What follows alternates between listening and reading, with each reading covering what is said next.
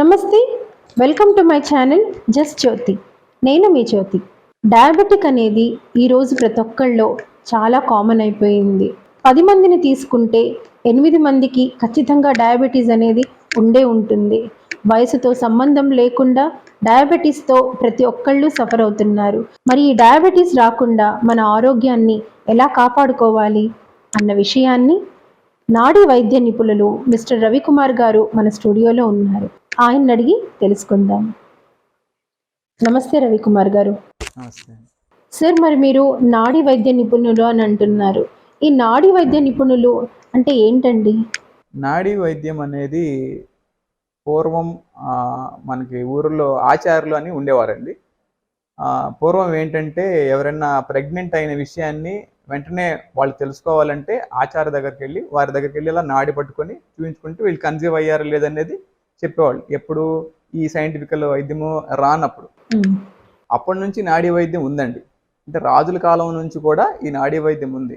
రాజుల కాలంలో ఏం చేసేవారంటే, ఫర్ ఎగ్జాంపుల్ ఒక రాణి గారిని డైరెక్ట్గా చూడడానికి వీల్లేదు, డైరెక్ట్గా టచ్ చేయడానికి వీల్లేదు. అప్పుడేమంటే ఒక దారం అలాగా దూరంగా అలాగా ఒక దానికి కట్టి రాణిగారి నాడి దగ్గర అలాగా దారం పెట్టినప్పుడు ఆచార్య గారు ఎవరైతే వచ్చారో వాళ్ళ నాడిని అలా వేలుతో పాల్పేట్ చేసి ఏం ప్రాబ్లం ఉందో చెప్పగలరు. అంటే అంత సెన్సిటివ్ సబ్జెక్ట్ అన్నట్టు. సో అప్పటి నుంచి వైద్యం ఉంది. కాకపోతే చాలామందికి ఈ వైద్యము మరుగున పడిపోయింది.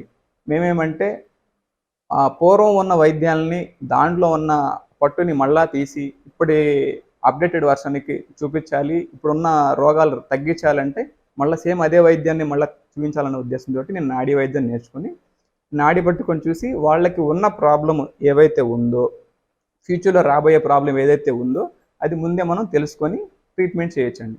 అంటే మీ దగ్గరికి వచ్చిన ప్రతి ఒక్కళ్ళకు వాళ్ళ ఫ్యూచర్లో ఎటువంటి హెల్త్ ప్రాబ్లం వస్తుందనేసి మీరు నాడీ సహాయంతో చెప్పేస్తానంటున్నారా? చెప్పచ్చు.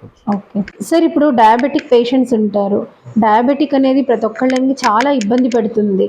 ఇవాళ రేపు ఏజ్తో కూడా సంబంధం లేకుండా ప్రతి ఒక్కళ్ళకి డయాబెటీస్ అనేది ఉంటుందన్నమాట. సో ఈ డయాబెటీస్ రాకుండా మనం ముందే ఎటువంటి జాగ్రత్తలు తీసుకోవాలి సార్? డయాబెటిక్ వచ్చే ముందు ఒకటి మనం చెక్ చేసుకోవాలండి. మన తాతగారికి కానీ మా ఫాదర్కి కానీ ఇట్లా ఎవరికైనా ఉందా? సో ఉంటే ఏ ఏజ్లో వచ్చింది, వాళ్ళు ఏ హ్యాబిట్స్ ఫాలో అయితే వచ్చిందని మనం ఒకసారి ప్రశ్నించుకోవాలి. ఓకే. అలా లేదు అన్నప్పుడు మనం తీసుకునే ఫుడ్లో అంటే మనకి కార్బోహైడ్రేట్ ఎక్కువ ఉందా, షుగర్ పెరిగేది ఎక్కువ ఉందా అనేది మనం ముందే క్యాలిక్యులేట్ చేసుకొని మనం తినగలిగితే కనుక ఫ్యూచర్లో రాకుండా జాగ్రత్త పడవచ్చు. ఇన్ కేస్ ఫ్యూచర్లో వచ్చే అవకాశం లేదు కానీ పేరెంట్స్కి ఉంది అని మనం అనుకున్నాం అనుకోండి, వాళ్ళకి ఏ ఆలోచన వల్ల వచ్చింది, ఏ ఫుడ్ హ్యాబిట్స్ వల్ల వచ్చింది అనేది మనం గ్రహించుకొని ముందు జాగ్రత్త పడాలి. మనం అనుకుంటాం రాదు అని, కానీ వంశపారంపర్యంగా ఉంది కాబట్టి ఇది వచ్చే అవకాశం ఉంది. సో మా దగ్గరకు వచ్చినప్పుడు వీళ్ళకి వచ్చే అవకాశం ఉంది అని మేమేమంటే పల్స్ డయాగ్నోస్ చేసుకొని కొన్ని సిమ్టమ్స్ని బట్టి మీకు వచ్చే అవకాశం ఉందా లేదనేది ముందే చెప్పగలుగుతాం. అంటే ఇది వంశపారంపర్యంగా వచ్చే ప్రాబ్లం అని అంటారా, లేదంటే ఫుడ్ హ్యాబిట్స్ వల్లనో, లేదంటే స్ట్రెస్ వల్లనో వచ్చే ప్రాబ్లం అంటారా? మంచి ప్రశ్న అడిగారండి.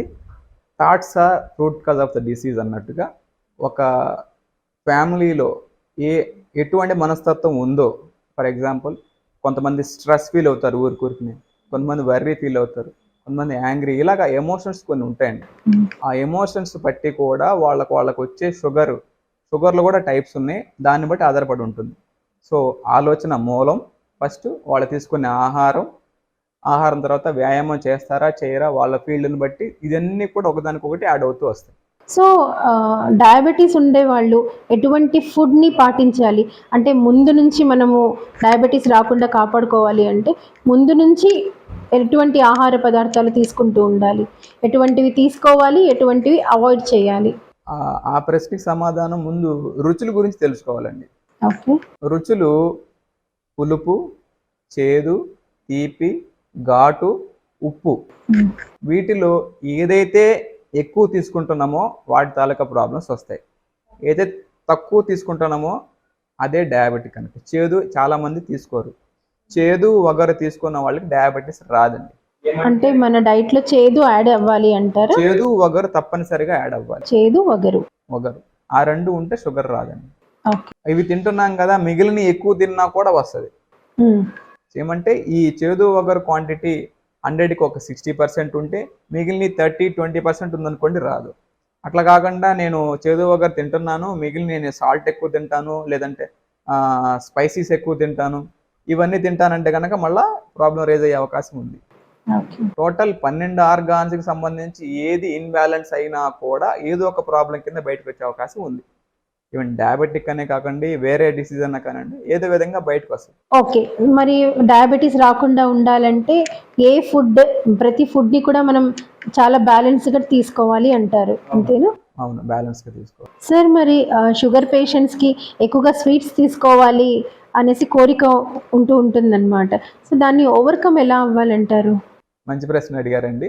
చాలా మంది కూడా మన దగ్గరకు వచ్చిన వాళ్ళు డయాబెటిక్ పేషెంట్స్, నాకు స్వీట్ తినాలనిపిస్తుందండి, తినాలనిపిస్తుంది, మీరేమో తినకూడదంట, షుగర్ పెరుగుతుంది, నాకు ఆ కోరిక ఎలా తీరుతుంది అని అడుగుతారు. అవును. అయితే పూర్వం నుంచి నానుడు ఏమిటంటే, తినగ తినగ వేము తీయగా నుండు, చేదు తింటూ ఉంటే తీపిగా మారుతుందండి. అంటే డైరెక్ట్గా తీపి బాడీ అడుగుతుంది అంటే, చేదు నుంచి వచ్చి తీపి తిన్నప్పుడు అది బాడీకి హెల్ప్ అవుతుంది, హెల్త్ అవుతుంది. ఓకే. కానీ మనం బయట నుంచి వచ్చి ఆర్టిఫిషియల్ స్వీట్ తిన్నాం అనుకోండి, అది విషం అవుతుంది. ఈ విధంగా తీసుకుంటేనేమో హెల్త్కి మంచిది, అది తీసుకుంటేనేమో అంటే ఇప్పుడు ఇవాళ రేపు చాలా వచ్చాయి గదా! షుగర్ ఫ్రీ స్వీట్స్ అనేసి, sugar free so and so అనేసి. సో, అందులో పాలల్లో వేసుకున్న, టీలో వేసుకున్నా కూడా కొంచెం స్వీట్‌నెస్ అనేది యాడ్ అవుతూ ఉంటుంది. సో, వీటికి మీరేం సమాధానం చెప్తారు? అంటే ఉన్న వాల్యూస్ హై షుగర్ వాల్యూస్ ఉన్నాయనుకోండి, అవి కూడా తీసుకోవడానికి లేదు. ఓకే. తక్కువ ఉంది బట్ తినాలన్న కోరిక ఉంది, మినిమం కొంచెం తీసుకొని అది బ్యాలెన్స్ చేసుకోవడానికి వరకు ఓకే, కానీ ఎక్కువ తీసుకుంటే ఇది కూడా ఇబ్బందే. ఓకే రవికుమార్ గారు. మరో ఎపిసోడ్‌తో మిమ్మల్ని మళ్ళీ కలుస్తాను. Thank you so much. Thank you.